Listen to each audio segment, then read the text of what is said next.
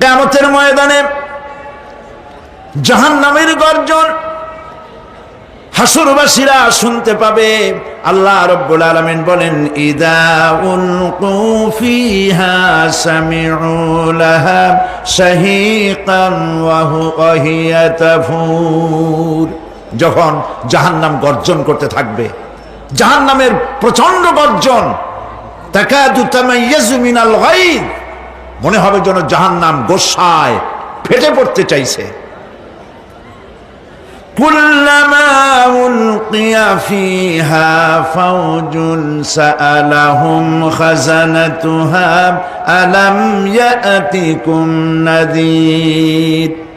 যখন কোন দলকে জাহান্নামের কাছে নিয়ে যাওয়া হবে, জাহান্নামের দ্বার রক্ষী বলবে, কেন জাহান্নামে আসলি? এই কঠিন জাহান্নামের পরিণতি সম্পর্কে কেউ কি তোমাদেরকে কিছুই শোনায় নাই? কোন সতর্ককারী কি তোমাদের কাছে আসে নাই? জাহান্নামীরা বলবে, ক্বালু বালা ক্বাদ জাআনা নাযীর, হ্যাঁ আমাদের কাছে সতর্ককারী এসেছিল। ফাকাযযাবনা ওয়া কুলনা মা নাযালাল্লাহু মিন শাই। আমরা সতর্ককারী আমাদেরকে জাহান্নামের কথা বলেছে, জান্নাতের কথা বলেছেন, আমরা এটাকে মিথ্যা মনে করেছি আর মনে করেছি আল্লাহ সব কিছুই নাজিল করেন নাই। জাহান্নামীরা আফসোস করে বলবে, ওয়াকালু লাউ কুন্না নাসমাউ আও নাআকিলু মা কুন্না ফি আসহাবিস সাঈর। আরে যদি শুনতাম, নাসমাউ মানি মানতাম, যদি মানতাম, আলেমেরা যা বলেছিলেন কোরআন থেকে হাদিস থেকে, নবীরা যা বলেছিলেন, যদি মানতাম আর যদি বুঝতাম, আমল করতাম, আজকে জাহান্নামের কঠিন শাস্তির মুখোমুখি আমাদেরকে হতে হতো না। প্রিয় ভাই সব, জাহান্নাম বড় কঠিন জায়গা হবে। এই জাহান্নামে কারো মৃত্যু হবে না। এই পৃথিবীতে রোগ হোক, যত বড় মারাত্মক রোগ হোক, একদিন রোগী জরাজীর্ণ হয়ে ক্লান্তি হয়ে মৃত্যু হয়ে যাবে ঠিক, কিন্তু মানুষ যখন জাহান্নামে চলে যাবে, মৃত্যু যতই কামনা করুক না, কোনো মৃত্যু আর আসবে না। আল্লাহ পাক বলেছেন, সুম্মা লা ইয়ামুতু ফিহা ওয়া লা ইয়াহইয়া। জাহান্নামের কঠিন শাস্তি, মানুষ সেখানে বাঁচবেও না, মরবেও না, এমন এক দুরবস্থার মুখোমুখি হতে হবে পৃথিবীর মানব মণ্ডলীকে, কাফেরদেরকে, যারা জাহান্নামে যাবে। জাহান্নামীরা মৃত্যু কামনা করবে, বলবে, আরে যদি মরে যাইতাম। কোরআনে কারীমে রব্বুল আলামিন বলেছেন, লা তাদউ সুবুরান ওয়াহিদান ওয়ালা ওয়াদউ সুবুরান কাসীরা। এক মৃত্যু কামাই করো না, একটা মৃত্যু কামনা করো না। 1000 বার যদি মৃত্যু কামনা করো, মৃত্যু আর আসবে না।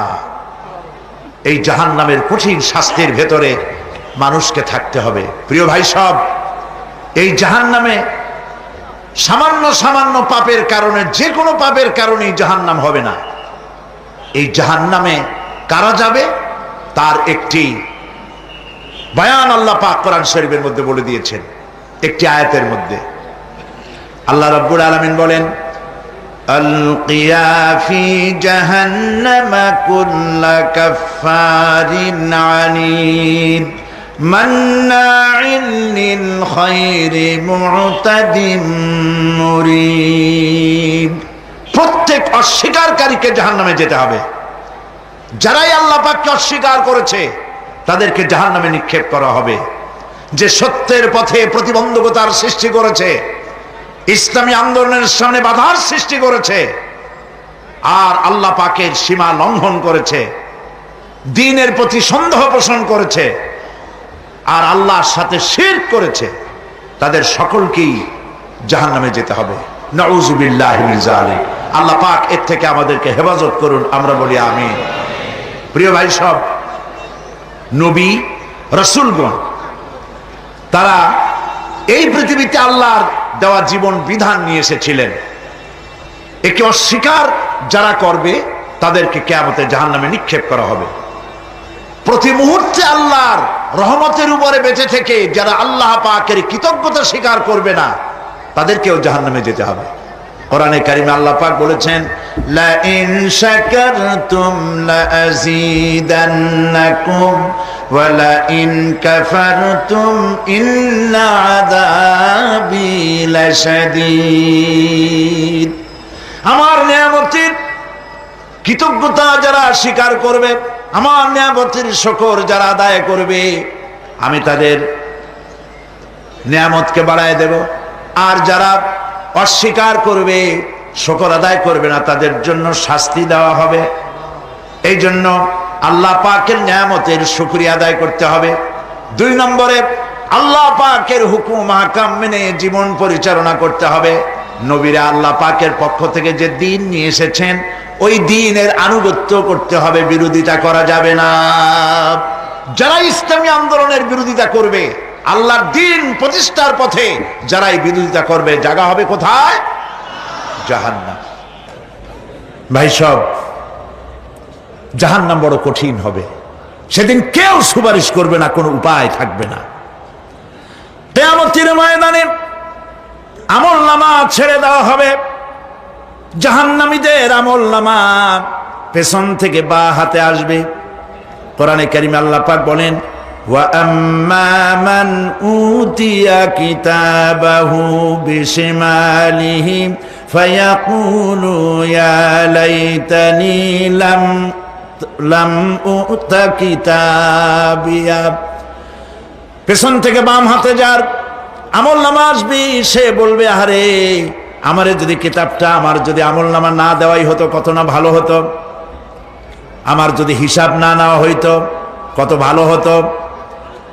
ওয়ালান আদরি মা হিসাবিয়া ইয়া লাইতাহা কানাতিল কাদিয়া। আমার হিসাব যদি আমি আদৌ না জানতাম তাহলে কতই না ভালো হতো। হায় আমার মৃত্যু যদি দুনিয়ায় শেষ হয়ে যেত, আর যদি এই ময়দানে ওঠা না লাগতো। মা আগনা আন্নি মালিয়া হালাকা আন্নি সুলতানিয়া। আজ আমার অর্থ সম্পদ কোনো কাজে লাগলো না, আমার ক্ষমতা প্রতিপত্তি কোনো কাজে লাগলো না। বড় বড় বাদশাহ, বড় বড় প্রেসিডেন্ট, প্রধানমন্ত্রী কিয়ামতে এতিমের মতো দাঁড়ায় থাকবে, বলবে আমার দলবল কই, যারা সেলুট দিত তারা কই, টাকা কই, পয়সা কই, বিষয় কই, সম্পত্তি কই, কিচ্ছু পাবে না। প্রিয় ভাই সব, এই পৃথিবীতে ক্ষমতা যতদিন থাকে পুলিশ সেলুট মারে, আর্মি সেলুট মারে। আমল যদি খারাপ হয় ফেরেশতা যে কি দিয়া মারবে চিন্তাই করতে পারেন। আমি লক্ষ্য করেছি পুলিশ, বিডিআর, আর্মি যখন সেলুট দেয় 2 রকম মারে, হাত দিয়া মারে আর বুট পায় আছে, এক জুতা আর এক জুতার সাথে ঠাস করে আরেকটা লাগায়। আমি চিন্তা করছি 2টা দেয় কেন, হাত দিয়েও দিল পাও দিয়েও দিল, অর্থ কি? অর্থ পরিষ্কার। সরকারের মন্ত্রী, সরকারের লোক, আপনি আমার সেলুট পাইতে পারেন, ব্রিটিশ নিয়মে মারলো হাত দিয়া, আর একটা ইশারা দিয়া দিল, মারে হতি ইশারা। সরকারে থাইকা যদি জনগণের সর্বনাশ করেন, মুসলমান দেশের তথ্য পাচার করে মুসলিম দেশের স্বাধীনতা যদি হরণ করতে চান, আর যদি ধরা পড়েন, তাহলে হাত দিয়া না ওইটা দিয়া মারবো।